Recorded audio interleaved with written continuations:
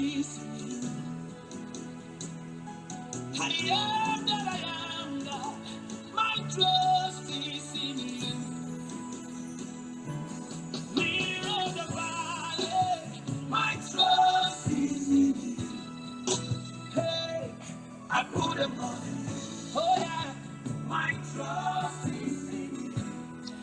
Frères et sœurs de l'émission, la manne du ciel. La manne jaillit toujours abondamment du ciel et nous donne la puissance de notre Père de gloire. Celui qui était, qui est et qui vient et qui nous élève et nous donne la grâce et la vérité. Et c'est cette vérité qui nous conduira dans la vie éternelle. Frères et sœurs, il faut qu'on soit réveillés pour connaître la volonté du Père qui nous a créés et ce qu'il veut faire avec nous. Cette émission est présentée par le serviteur Jules Komlan Sossou de l'église missionnaire Philadelphie de Christ à Lomé au Togo. Et nous sommes tellement contents de partager avec toi, mon frère, ma soeur, cette émission afin que tu saches à quel niveau tu es et comment te préparer pour la vie éternelle. Car le moment est proche. C'est bientôt. Et le thème d'aujourd'hui, c'est l'agneau de Dieu. L'agneau de Dieu, il faut qu'on connaisse qui est l'agneau de Dieu et pourquoi l'agneau de Dieu est venu jusqu'à nous sur la terre. Et ce qu'il veut faire avec nous, si on le connaît, eh bien, on saura comment marcher avec lui pour aller dans la vie éternelle. Et donc, nous connaîtrons sa grâce qui est pour tout le monde. Mais il réserve quelque chose de très important qui est sa vérité. Et ce n'est que la vérité que nous devons connaître avant d'arriver dans la vie éternelle. Alors, l'agneau de Dieu, c'est qui exactement? Et à ce niveau, il faut qu'on soit suffisamment réveillé pour connaître qui est l'agneau de Dieu. Dieu nous dit dans Luc 9, dans Luc 9, verset 35, un verset tellement important, Luc 9, verset 35, que nous allons voir rapidement. Le Seigneur nous dit, et de la nuée sortit une voix qui dit, celui-ci est mon fils élu, écoutez-le. Je reprends. Luc 9, verset 35. Et de la nuée sortit une voix qui dit, celui-ci, en parlant de Jésus-Christ, c'est mon fils élu, écoutez-le. Donc, le fils élu de Dieu est celui qu'il faut écouter. Alors, qui est ce fils élu qu'il faut écouter? Nous voyons bien que dans Luc 9, versets 28 à 35 que je venais de lire, la parole de Dieu nous dit que c'est Jésus qui a pris Pierre, Jacques et Jean et était monté sur une montagne pour prier. Et pendant qu'il priait, son visage resplendit comme le soleil et ses vêtements devinrent blancs comme la lumière. Et c'est à ce niveau que la parole de Dieu est venue et qui dit, celui-ci est mon fils élu, écoutez-le. Alors, qui est ce fils? Si Jésus-Christ est le fils élu qu'il faut écouter, eh bien, il faut qu'on se rende compte que ce fils élu est quelqu'un qu'il faut écouter. Alors Dieu nous en parle dans Deutéronome. Dans Deutéronome 18, verset 15, la parole de Dieu nous dit, Deutéronome 18, verset 15, Moïse nous dit, Deutéronome 18, verset 15 à 19, verset 15, l'Éternel ton Dieu te suscitera du milieu de toi un prophète comme moi. Moïse parle, comme moi Moïse. Vous l'écouterez. Donc celui qu'il faut écouter, c'est un prophète que Dieu va envoyer. L'Éternel te suscitera du milieu de toi un prophète comme moi Moïse. Vous l'écouterez. Alors, l'Éternel dit ce qu'ils ont dit en refusant de ne plus écouter l'Éternel, qu'ils vont mourir, c'est bien. Parce que Dieu parlait du haut de la montagne et les gens en bas ne pouvaient pas entendre sa voix. Ils avaient peur de mourir. L'Éternel dit ce qu'ils ont dit et c'est bien. Alors il va leur susciter un prophète comme lui, Moïse. Ce qu'il va dire, ce prophète, il faut l'écouter. Et verset 18, je leur susciterai du milieu de leurs frères. C'est Dieu qui parle toujours, l'Éternel Dieu. Un prophète comme toi, Moïse.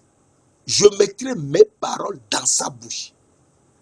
Et il leur dira tout ce que je lui commanderai. Verset 19. Si quelqu'un n'écoute pas,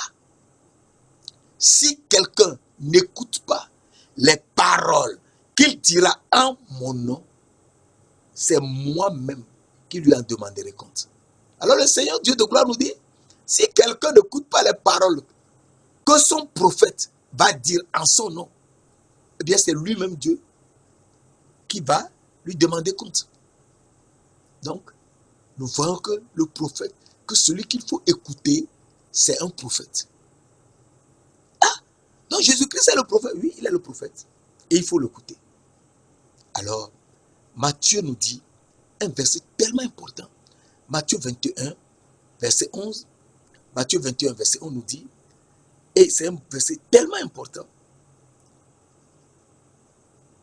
La foule répondait. Lorsque Jésus était venu à Jérusalem, toute la ville fut émue. Et l'on disait, qui est celui-ci? Mais qui est celui-ci? Toute la ville était émue. Parce que les gens criaient Hosanna. Parce que Jésus était monté sur un ânon et sur une ânesse. C'est impossible. On ne peut jamais monter sur une ânesse et un ânon. Mais Jésus l'a fait. Je peux te lire ça rapidement avant qu'on enchaîne. Dans Matthieu 21, verset 1, on choisit rapidement. Lorsqu'ils s'approchèrent de Bethphagée de Jérusalem et qu'ils furent arrivés à Bethphagée, vers la montagne des Oliviers, Jésus envoya 2 disciples. Qui sont ces 2 disciples? On aura l'occasion d'en parler. 2 disciples. En leur disant, allez au village qui est devant vous. Vous trouverez aussitôt une ânesse attachée et un ânon avec elle. Détachez-les et amenez-les-moi. Les-moi. Si quelqu'un vous dit quelque chose, vous répondrez, le Seigneur en a besoin. Et à l'instant, il les laissera aller. Mais Jésus n'est jamais venu à Bethphagée. C'est la première fois. Et les 2 disciples étaient partis. Et ils ont détaché, suivant l'ordre que le Seigneur leur avait donné. Et dès qu'ils ont dit le Seigneur en a besoin, on leur a laissé l'ânesse et l'ânon. Mais ce n'est pas possible. L'ânesse et l'ânon appartenaient à quelqu'un. Oui. Mais c'est Dieu de gloire qui est venu. Quand on parle de Jésus-Christ de Nazareth, il faut qu'on soit réveillé et comprendre que Dieu nous aime tellement qu'il est venu lui-même jusqu'à nous sur la terre. Et il faut qu'on le connaisse. Comme ça, on comprendra mieux tout ce qu'il nous fait. Alors les disciples allèrent et firent ce que Jésus leur avait ordonné. Verset 7. Ils amenèrent l'ânesse et l'ânon, mirent sur eux leurs vêtements et firent asseoir Jésus dessus, sur les deux, l'ânesse et l'ânon, comme Zacharie 9, verset 9 l'avait dit. Oui, Zacharie 9, verset 9 l'avait dit. Dites à la fille de Zion, voici ton roi vient à toi. Donc c'est le roi qui est venu. Oui, Jésus est le roi. C'est le roi qui est venu. Le roi, l'Éternel des armées, est venu. Celui qui est saint, saint, saint est l'Éternel des armées. Toute la terre est remplie de sa gloire. Et mes yeux ont vu le roi grand terre, l'Éternel des armées. Ésaïe 6, verset 3 à 5. Donc l'Éternel des armées qui est le roi, c'est lui qui est venu.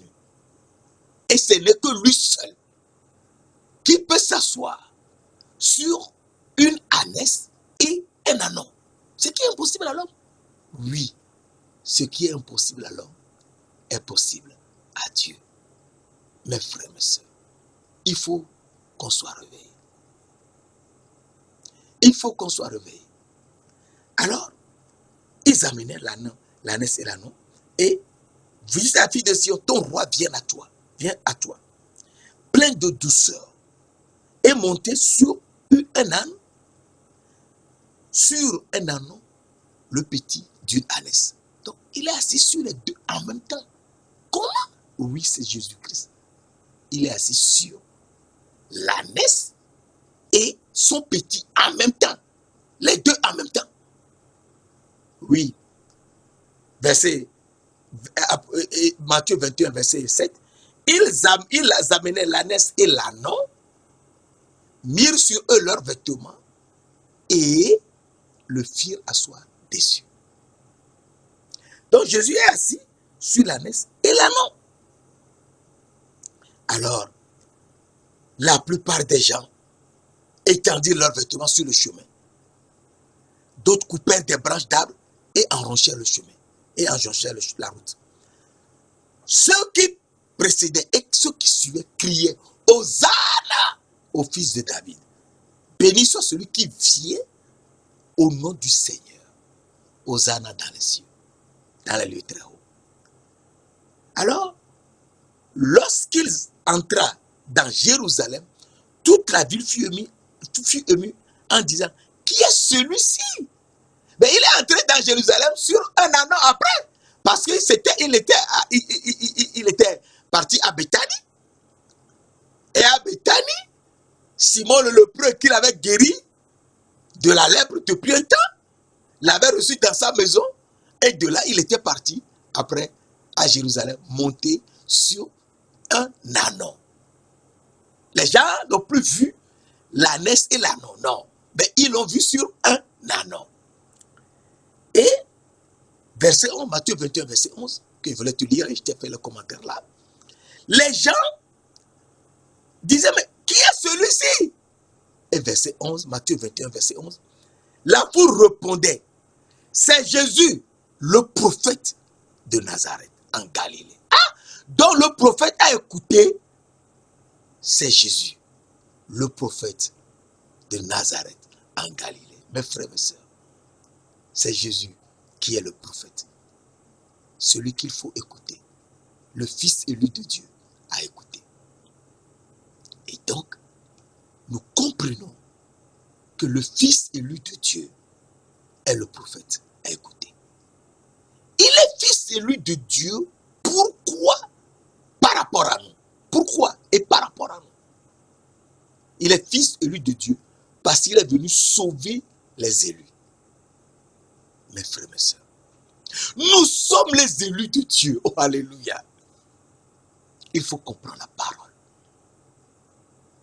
Car Éphésiens nous dit, Éphésiens 1, verset 3 à 4, nous dit, béni soit Dieu, le Père de notre Seigneur Jésus-Christ. Dieu, le Père de notre Seigneur Jésus-Christ, qui nous a bénis de toutes sortes de bénédictions spirituelles dans les lieux célestes en Christ. Béni soit Dieu, le Père de notre Seigneur Jésus-Christ, qui nous a bénis de toutes sortes de bénédictions spirituelles dans les lieux célestes en Christ. Donc nous sommes bénis de toutes sortes de bénédictions spirituelles dans les lieux célestes en Christ. Verset 4. Éphésiens 1, verset 4. En Christ, Dieu nous a élus avant la fondation du monde pour qu'on soit saints et irrépréhensibles devant lui. Devant lui, Dieu le gloire, Dieu le Père de notre Seigneur Jésus-Christ, qui est le Dieu de gloire, le Père de gloire. Oui. Donc, c'est en Jésus-Christ que nous avons été élus avant la fondation du monde. Oui, avant la fondation du monde. Pour qu'on soit saint et irrépréhensible, c'est-à-dire juste devant lui, Dieu le Père. Et donc, nous comprenons que si nous avons été élus avant la fondation du monde, c'est pour qu'on soit saint et juste. Oui. Alors, 1 Pierre 1, verset 2 à 5 nous dit, 1 Pierre 1, verset 2 à 5, et c'est tellement important, 1 Pierre 1, verset 2 à 5, un verset tellement important, on peut lire à partir du verset 1, Pierre, apôtre de Jésus-Christ, à ceux qui sont étrangers et dispersés dans le Pont, la Galatie, la Cappadoce, l'Asie et la Bithynie. Verset 2, et qui sont élus selon la préscience de Dieu le Père. Selon la préscience de Dieu le Père. Donc avant la science que nous avons, donc Dieu a la préscience.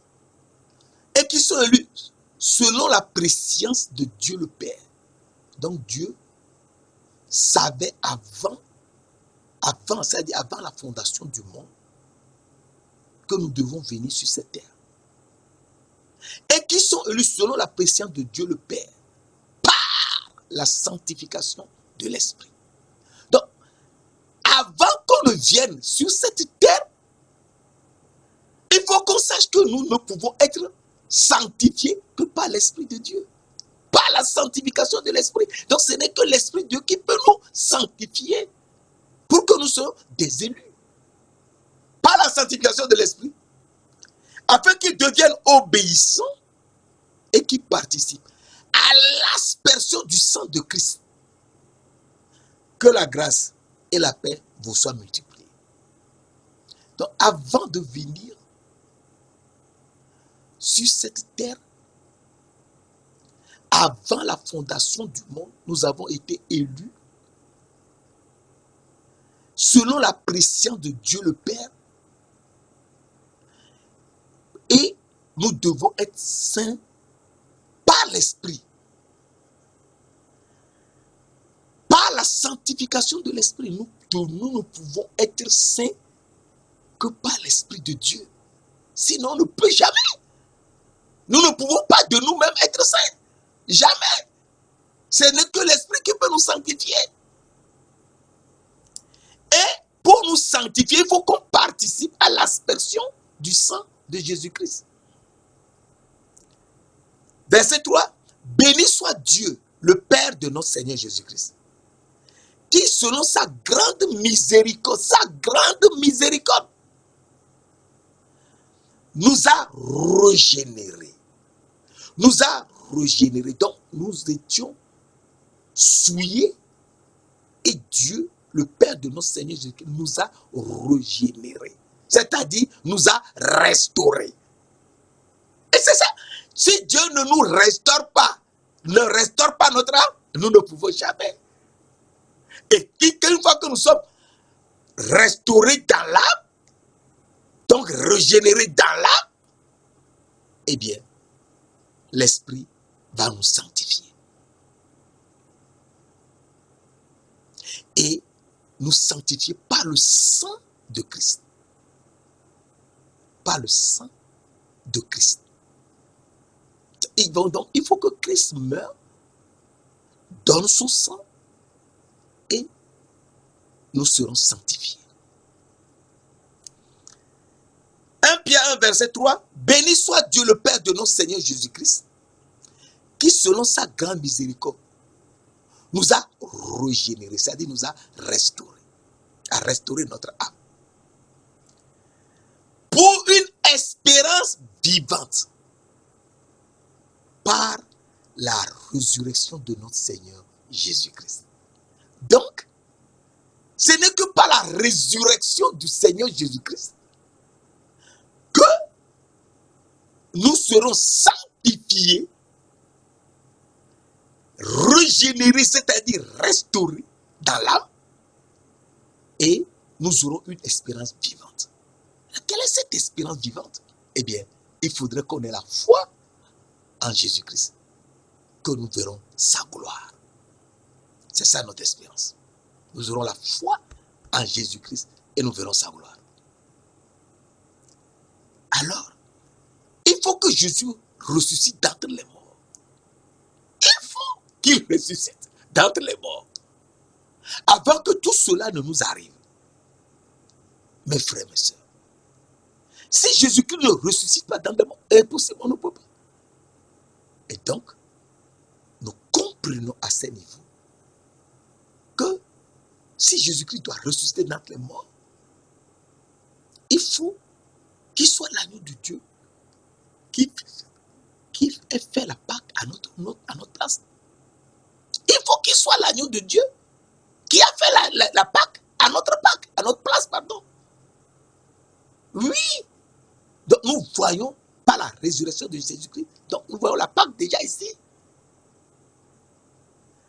Et pourquoi cela? Pour un verset 4, pour un héritage qui ne peut ni corrompre, ni souiller, ni flétrir, lequel vous est réservé dans les cieux.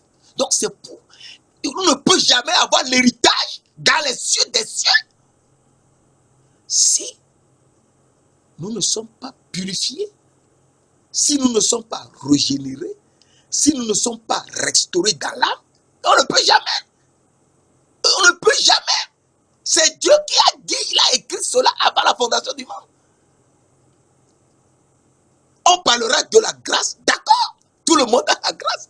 Mais il faut comprendre la vérité. Jésus-Christ est venu sur la terre avec la grâce, d'accord, mais également avec la vérité. Si tu n'as pas la vérité, tu ne peux pas entrer dans la vie éternelle. Mes frères, mes soeurs, il faut qu'on soit réveillés. Parce que c'est ça la vérité de Dieu. Jésus-Christ est venu avec la grâce et la vérité. Et il faut connaître cette vérité pour entrer dans la vie éternelle. C'est pour ça qu'il dit, je suis le chemin, la vérité et la vie. Nul ne peut aller au Père que par moi. Jamais on ne peut aller au Père. On ne peut jamais aller au Père dans la vie éternelle que par lui. Donc, lequel vous est réservé dans les cieux des cieux. En cas des cieux ici, c'est les cieux des cieux. Pas les trois cieux qui sont au-dessus de nos têtes. C'est pas ça. Celui qui a créé les cieux et la terre, il était quelque part avant de créer les cieux et la terre. Genèse 1, verset 1 nous dit, au commencement, Dieu créa les cieux et la terre. Il était quelque part avant de créer. Il était dans les cieux des cieux. C'est là qu'il faudra qu'on retourne. C'est de là d'ailleurs que nous sommes venus dans les cieux et venus et après sur la terre. Verset 5, 1 Pierre 1, verset 5. À vous qui par la puissance de Dieu êtes gardés par la foi. Êtes gardés par la foi. La foi au Seigneur Jésus-Christ. Être gardé par la foi pour le salut prêt à être révélé dans les derniers temps. C'est une révélation. Pour le salut prêt à être révélé dans les derniers temps. C'est une question de révélation. Mes frères, mes sœurs. Sans cette révélation, on ne peut jamais. Et donc, Jésus-Christ, l'élu de Dieu, a écouté, est le prophète, et il nous montre que nous aussi, nous les élus, c'est lui que nous devons écouter. Donc, si tu es élu de Dieu, il faut écouter le Seigneur Jésus-Christ, ce qu'il dit. Si tu ne l'écoutes pas, tu es perdu. C'est lui que nous tous, nous écoutons. Nous tous. Hein? Alors, il est venu et il est l'agneau de Dieu. Alors, la parole de Dieu nous dit, dans Jean 1, verset 29, un verset tellement important dans Jean 1, verset 29, Jean-Baptiste a vu Jésus arriver et lorsqu'il baptisait à Béthanie, au niveau du Jourdain, le lendemain, Jean 1, verset 29, le lendemain, Jean-Baptiste dit Jésus venant à lui. Et il dit, voici l'agneau de Dieu qui ôte le péché du monde. Voici l'agneau de Dieu qui ôte le péché du monde. Donc celui qui va ôter le péché du monde est venu. C'est Jésus-Christ. Mes frères, mes sœurs. Jésus-Christ qui va ôter le péché du monde est venu. Il est venu au baptême de Jean-Baptiste. Lui, le Dieu de gloire, il est venu pour nous montrer quelque chose. Il est venu. L'agneau de Dieu est venu. Et il veut nous montrer ce qu'il faut qu'on ait. Sinon, on ne peut pas. Alors, il est venu et nous devons comprendre que l'agneau de Dieu est venu pour quelque chose de très important que nous devons voir. Dans Matthieu, il est venu au baptême. Dans Matthieu 3, verset 16, il nous dit, dès que Jésus eut été baptisé, Matthieu 3, verset 16, dès que Jésus eut été baptisé, il sortit de l'eau. Primo, il est sorti de l'eau. Et donc, il nous faut d'abord l'eau. Et voici les cieux s'ouvrirent. Et il vit l'Esprit de Dieu descendre comme une colombe sur lui. Qui voit, c'est Jean-Baptiste. Dieu lui a ouvert les yeux. Les autres ne voyaient pas. C'est lui seul qui a vu. Il a vu l'Esprit de Dieu descendre comme une colombe sur lui. Comme, si on a dit comme une colombe, cela veut dire que l'Esprit n'est pas une colombe. L'Esprit de Dieu, l'Esprit qui sort de notre narine, on ne voit pas. Et comment on peut voir l'Esprit de Dieu? C'est pas possible. Ce n'est que lui, à qui Dieu avait donné une certaine révélation, qui a vu la chose. Et il nous en parle dans ce passage. Alors nous voyons Jésus sortir de l'eau, de l'eau et de l'Esprit de Dieu. On n'a pas dit le Saint-Esprit, on a dit l'Esprit de Dieu. On n'a pas dit l'Esprit Saint, on a dit l'Esprit de Dieu. Descend sur lui. Et donc, nous devons comprendre que, avant toute chose, il nous faut l'Esprit de Dieu. Si nous n'avons pas l'Esprit de Dieu, nous parlerons, mais nous ne pouvons jamais. Et il nous faut l'eau également. Il faut l'eau et l'Esprit de Dieu. Alors Jésus nous en parle dans Jean 3. Je te montre ce passage rapidement. Dans Jean 3, verset 5, un passage tellement important, lorsque Nicodème est venu à Jésus et lui a dit, Seigneur, nous savons que, il a dit, Rabbi, nous savons que tu es un docteur de la loi, venu de Dieu. Car personne ne peut faire ces miracles que tu fais si Dieu n'est pas avec lui. Et Jésus lui dit, en vérité, je te dis, si un homme ne naît d'eau, si un homme ne naît de nouveau, pardon, si, verset 3, Jean 3, verset 3, si un homme ne naît de nouveau, il ne peut entrer dans le royaume de Dieu. Donc, il faut naître de nouveau. Sinon, c'est impossible. Il faut naître de nouveau. Comment naître de nouveau? Nous le verrons plus loin. Mais ici, Nicodème lui dit, comment un homme peut-il naître de nouveau quand il est Dieu? Nicodème est un docteur de la loi. Hein? Et Dieu lui a donné la grâce de connaître Jésus-Christ. Et de savoir que celui-là, c'est la vérité. Il a les paroles de la vérité. Et il le suit. Il veut savoir. Oui, il veut savoir. Et nous verrons un peu plus loin. Qu'est-ce que Nicodème a fait avec Joseph d'Arimathée? Alors, Jésus lui répondit, et c'est le passage que nous voulons lire, Jean 3, verset 5.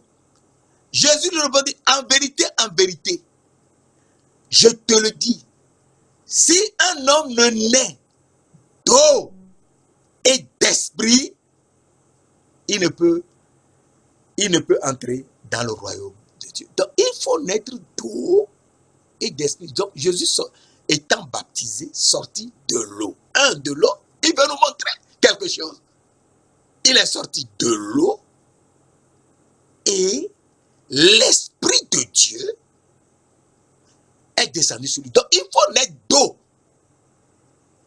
Pourquoi naître d'eau? Il faut qu'on nous lave. Il faut qu'on soit lavé avec l'eau pure.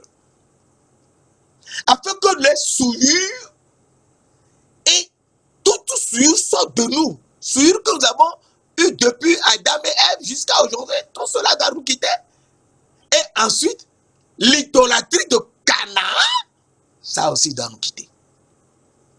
L'idolâtrie de Canaan qui est la malédiction sur lui. C'est pour ça que Jésus-Christ, qui nous a rajouté la malédiction de la loi, c'est là on comprendra cela un peu plus tard. Alors, il faut naître d'eau. Il est sorti de l'eau et l'Esprit de Dieu est descendu sur lui. L'Esprit de Dieu, oui, l'Esprit de Dieu. Ah. Si l'Esprit de Dieu est descendu sur lui et l'a conduit au désert, cela veut dire que nous aussi, il faut que on soit lavé par l'Esprit de Dieu. C'est ça. Et une fois qu'on sera lavé et par l'Esprit de Dieu, avoir l'Esprit de Dieu, eh bien nous serons une nouvelle création. Alors je te montre un verset très important que nous redévelopperons par la suite, mais je te montre seulement. Job 33, verset 4. Job 33, verset 4. Tu me connais, moi, je ne fais que parler des versets bibliques. Je ne dis pas mes propres paroles, jamais. C'est les paroles, l'écriture que nous devons partager. Et nous sommes tranquilles. Job 33, verset 4 nous dit, l'Esprit de Dieu m'a créé. Le souffle du Tout-Puissant m'anime. Donc, ce n'est que l'Esprit de Dieu qui peut nous créer. Et pour nous créer, l'Esprit de Dieu va nous laver avec l'eau et nous restaurer. C'est ce que je disais au départ. Une fois que nous sommes restaurés dans l'âme, eh bien, l'Esprit de Dieu nous conduit. Et nous conduit où? Nous conduit dans la vérité. Et ce n'est que cette vérité que nous connaîtrons. Et nous saurons que nous irons dans la vie éternelle. Mes frères, mes sœurs. Alors Jésus est venu et c'est lui, il est parti au baptême. Une fois sorti de l'eau, l'Esprit de Dieu est descendu sur lui. Et pour que Jean-Baptiste voie. Et l'Esprit de Dieu l'a conduit au désert, où il a jeûné pendant 40 jours et 40 nuits. Et il lui fait. Matthieu 4, verset 11, que je te commande rapidement. Et le tentateur, c'est-à-dire le diable, Satan, le serpent ancien,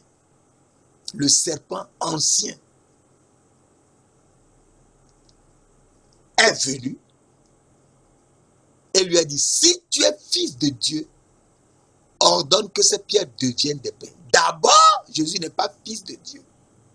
Jésus est le fils de Dieu. Je t'en avais parlé tout dernièrement. Donc, Satan ne le connaît pas. Puisqu'il a dit, si tu es fils de Dieu, il doit dire, si tu es le fils de Dieu. C'est le seul. Si tu es fils de Dieu, ordonne que ces pierres deviennent des pains. Il faut noter ici que Jésus ne lui a pas dit qu'il a faim. Il ne lui a pas demandé de lui donner à manger. Mais Satan lui-même est venu. Donc, il faut faire très attention. Pour les choses que tu ne demandes pas et que quelqu'un te propose. Non. Il faut vraiment aller doucement. Si tu es fils de Dieu, ordonne que les pierres deviennent des pains. Quand est-ce qu'on a dit qu'il faut changer les pierres en pain? Jamais. C'est ça, Satan. Ce n'est pas qu'il lui a donné à manger. Il lui a dit de changer les pierres en pain. Les pierres en pain. Jésus lui a dit, il est écrit. Ce qui est écrit dans la Bible. Pas ce que quelqu'un raconte. Les baratins des hommes, non. Ce qui est écrit, il est écrit. C'est ce qu'on dit. L'homme ne vivra pas de pain seulement, mais de toute parole qui sort de la bouche de Dieu. Donc, l'homme ne mange que la parole de Dieu. C'est-à-dire, notre âme ne mange que la parole de Dieu. C'est très important. Notre âme ne mange que la parole de Dieu. Et Satan est tombé. Mais il ne se laisse jamais. Quand il commence à te tenter, il tente 3 fois et au-delà. Mais il faut toujours la parole. Ce qui veut donc dire que lorsque il te parle et que la parole te vient, que tu cherches la parole dans la Bible et que tu ne la trouves pas, laisse tomber. Il nous tente de tous. Mais c'est avec la parole que nous le vainquons. Alors, il amène Jésus sur une montagne et il lui dit, Luc 4, verset 5 à 8, le diable ayant élevé, lui montra en un instant tous les royaumes de la terre et leur gloire. Et lui dit, je te donnerai toute cette puissance et la gloire de ces royaumes. Car elle m'a été donnée et je la donne à qui je veux. Cela veut donc dire que Satan ne connaît pas Jésus, puisque c'est Jésus lui-même qui donne les choses aux gens. Alléluia. C'est lui qui a tout créé. C'est Jésus qui a tout créé. Colossiens 1, verset 16-17. Tout a créé, tout a été créé par lui et pour lui. Et Satan, ne le connaissant pas, lui dit que c'est à lui que ça a été donné. Or, Jésus n'a jamais donné la gloire des royaumes de la terre et leur puissance à Satan. Il avait donné à Adam. C'est très important. Et il lui a donné la domination. Et c'est cette domination que Satan lui avait volée. A volé à Adam lorsque Adam avait mangé l'arbre de la connaissance du bien et du mal. Alors Jésus lui dit, il est écrit, arrière de moi Satan, car il est écrit, ce qui est écrit dans la Bible, c'est ça. Tu adoreras le Seigneur ton Dieu et tu le serviras lui seul. et tu te prosterneras devant lui. Et Jésus lui a repris la domination qu'il nous avait volée. La domination qu'il nous avait volée pour se faire roi sur la terre. Satan n'est jamais roi. Tu peux lire toute ta vie, tu ne verras nulle part où on a écrit Satan est roi. Jamais. Oui, il n'est pas roi. Jamais. Il ne le sera. Jamais. Alors, Jésus lui a dit, il est écrit, tu adoreras le Seigneur ton Dieu et tu le serviras lui seul. Et c'est devant lui seul que tu dois te prosterner. Et là, Jésus lui a repris la domination qu'il nous avait volée. Parce qu'il ne faut jamais oublier Psaume 8, versets 5 à 7. Qu'est-ce que l'homme? Psaume 8, versets 5 à 7. Qu'est-ce que l'homme? Pour que tu te souviennes de lui. Et le Fils de l'homme pour que tu prennes garde à lui. Tu l'as fait de peu, verset 6, tu l'as fait de peu inférieur à Dieu. Tu l'as couronné de gloire et de magnificence. Tu l'as couronné, on n'a pas dit tu le couronneras. Tu l'as couronné de gloire et de magnificence. Donc nous sommes couronnés, donc nous étions des rois. Un roi couronné de gloire et de magnificence. Verset 7. Tu lui as donné la domination sur les œuvres de terre. Au passé, tu lui as donné la parole à Dieu. Donc nous avions la domination sur les œuvres de main de Dieu. Tout. Tu as tout mis sous ses pieds. Et l'homme a perdu la domination lorsqu'il avait mangé l'arbre de la connaissance du bien et du mal. Et Dieu l'avait chassé du jardin d'Éden. Il devait chercher l'arbre de la vie au milieu du jardin. Il n'a pas fait l'effort d'aller jusqu'au milieu du jardin. Il s'est contenté du début du jardin et il est tombé. Et a mangé l'arbre de la connaissance du bien et du mal. Jésus a repris à Satan la domination qu'il avait volée à Adam et Ève. Et Satan ne s'est pas laissé faire. Oui, c'est Satan. Maintenant, il a voulu utiliser, il a écrit à Jésus. Quand Jésus dit il a écrit 2 fois, il a écrasé 2 fois, mais il a écrit. Eh bien, lui aussi a voulu sortir, il a écrit. Alors, nous lisons dans Matthieu 4, versets 5 à 10. Le diable le transporta dans la ville sainte, le plaça sur le haut du temple. Maintenant, ils sont venus au niveau du temple. Donc, à l'adoration que nous faisons pour Dieu. Donc, dans l'église. Donc, c'est dans l'église que Satan nous tente. Ce n'est que là. Et il faut être solide. Les gens qui sont dans l'église vont te tenter. Il faut faire attention. Là, avec qui les gens qui sont avec toi, vous adorez ensemble, c'est eux qui vont te tenter. Et Dieu nous dit de faire très attention. Le diable le transporta dans la ville sainte, le plaça sur le haut du temple. Et lui dit, si tu es fils de Dieu, jette-toi en bas, car il est écrit. Si tu es fils de Dieu, jette-toi en bas. Donc, si on est fils de Dieu, il faut se jeter en bas. Il se croit intelligent. Il n'est pas intelligent. Il faut qu'on remarque que ce n'est qu'à travers la parole de Dieu qu'on peut l'écraser. Pas à travers notre parole. Si tu es fils de Dieu, jette-toi en bas. Mais entre le sommet du temple et le sol, il y a la loi de la pesanteur. Jette-toi en bas. Pourquoi se jeter en bas? Parce que tout ce qui est en haut doit tomber. Il dit, jette-toi en bas. Où est-ce que c'est écrit de se jeter en bas? Alors, il cite le psaume 91. Quand il a écrit, ok, il a copié, il a écrit. Et il cite le psaume 91.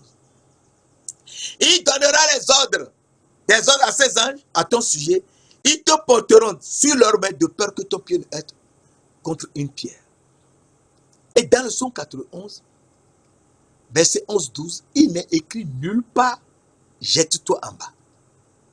Il n'est dans le psaume 91, verset 11-12, tu liras toi-même, il n'est écrit nulle part, jette-toi en bas. Et donc Satan, il aime toujours faire la ruse, tromper les gens, mystifier les gens. Il faut sur la parole de Dieu et le vaincre. Il peut arriver qu'il te donne une certaine révélation de la parole. C'est pas il te donne une parole dans ton rêve. Une fois rebelle, ne prends pas cette parole en l'air. Il faut chercher dans ta Bible. Est-ce que la parole que tu as reçue est dans la Bible? Si elle est dans la Bible, d'accord, c'est Dieu qui te l'a donnée. Mais si la parole là n'est pas écrite dans la Bible, jette. Nous tous, on est tentés. Tous. Mais ce n'est que la parole que nous voyons et nous ferons. Il peut te tenter, tu n'auras pas d'argent, ne t'occupe pas de ça. Parce que tu as été bébé. C'est Dieu qui te donnait à manger jusqu'à grandir. Et Dieu qui t'a fait venir. Il te nourrira jusqu'à ce que tu partes. Il ne faut pas pour de l'argent te mettre aux ordres d'un diabolique. Alors, Jésus lui dit, il est aussi écrit, tu ne tenteras point le Seigneur, ton Dieu. Donc Jésus est en train de lui dire qu'il est son Dieu. Eh bien, il ne comprend pas. Il ne peut pas comprendre.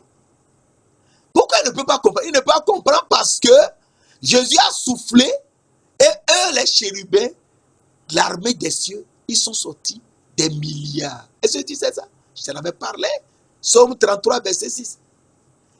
Les cieux ont été faits par la parole de l'Éternel. Et toute leur armée par le souffle de sa bouche.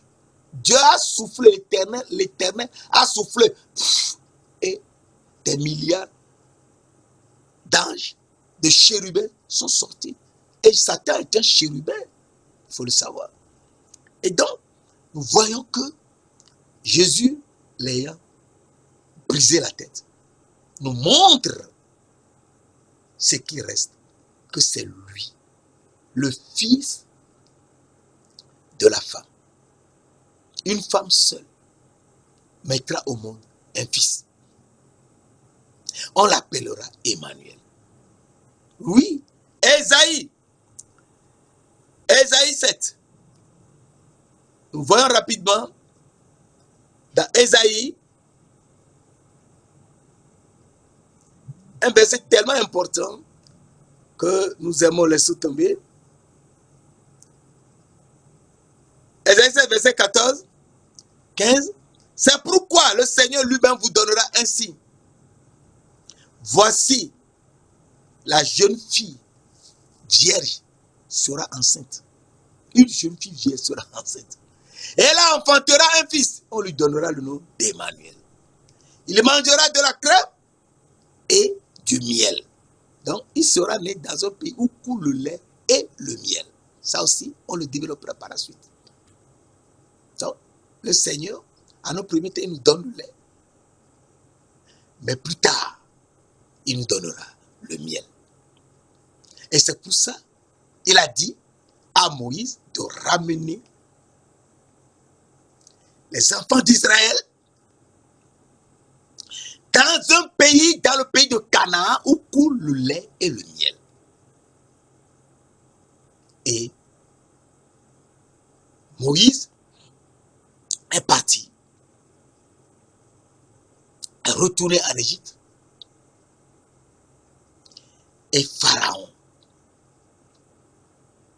a voulu lutter avec lui. Et Pharaon n'a pas pu. Et Pharaon les a laissés. Pourquoi Pharaon les a laissés? Pharaon les a laissés car ils ont fait la Pâque. Ils ont fait la Pâque? Oui, ils ont fait la Pâque. Et donc, Genèse 3, verset 15 nous dit, je mettrai inimitié entre toi et la femme. Je parle au serpent, entre ta postérité et la postérité de la femme. Celle-ci t'écrasera la tête et tu lui mordras le talon. Écraser la tête du serpent, c'est briser ce qu'il connaît, sa sagesse, par il est écrit. Sa connaissance, par il est écrit. Et son intelligence, par il est écrit. Et c'est ce que Jésus a fait dans Matthieu 4, verset 1 à 11, et Luc 4, verset 1 à 12. Et donc, à partir de là, nous comprenons que quand tu suis Jésus, eh bien, il faut savoir qu'il a brisé la tête du serpent, qu'il a repris la domination à Satan et qu'il veut nous donner la domination. Et pour nous pouvoir nous donner la domination, eh bien, il va se laisser aller à la croix pour nous sauver. Il va se laisser aller à la croix. C'est lui l'agneau qu'on va immoler. Alors, il faut que, à ce niveau, qu'on suive bien la parole.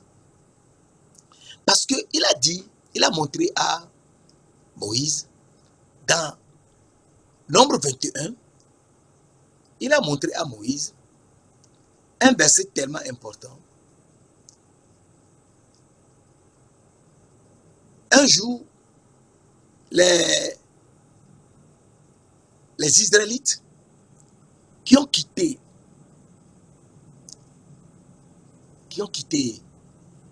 l'Égypte, allant dans le pays que Dieu leur avait promis, le pays de Canaan, eh bien, ils ont commencé à parler contre Moïse, contre Dieu et Moïse. En disant, Nombre 21, verset 5, on prend rapidement. Ils parlaient contre Dieu et contre Moïse. Pourquoi vous nous avez-vous fait monter hors d'Égypte pour que nous mourions dans le désert? Car il n'y a point de pain et il n'y a point d'eau. Et notre âme est dégoûtée de cette misérable nourriture. Dieu leur donnait la manne depuis le ciel. Et ils disent qu'ils sont dégoûtés de cette nourriture. Et Dieu a envoyé. Alors l'Éternel a envoyé contre le peuple des serpents brûlants. Il mordit le peuple mourut. Alors, Moïse a prié le Seigneur. Et le Seigneur a donné à Moïse de faire une perche, de faire un serpent d'airain tout autour. Et tout enfant qui verra le serpent d'airain survivra. Et tous ceux qui ont levé les yeux et ont vu le serpent d'airain, ils étaient vivants. Alors Jésus nous a dit, dans Jean 3, verset 14, Jean 3, verset 14, comme Moïse éleva le serpent dans le désert, ainsi, il faut de même que le Fils de l'homme soit élevé. Donc, le Fils de l'homme est Jésus. Il faut qu'il soit élevé. Comme un serpent. Et tous ceux qui le verront, ils seront vivants. Alors, mes frères, mes sœurs, il faut qu'on soit réveillés, qu'on suive la parole de Dieu et qu'on comprenne que sans Dieu, nous ne pouvons rien faire. Nous ne pouvons que suivre sa parole et être libérés. Et donc la prochaine fois, nous développerons encore qui est Jésus, le Fils de l'homme, qu'on va mettre à la croix pour que nous le voyions et que nous soyons sauvés. Saint-Esprit, merci. Merci de nous donner cette révélation et de nous conduire dans la vie éternelle. Montre-nous ta parole. Enseigne-nous afin que nous soyons complètement enseignés, que nous soyons restaurés et que nous suivons la parole pour aller dans la vie éternelle. Merci de nous l'avoir fait au nom précieux de notre Seigneur Jésus-Christ de Nazareth. Amen.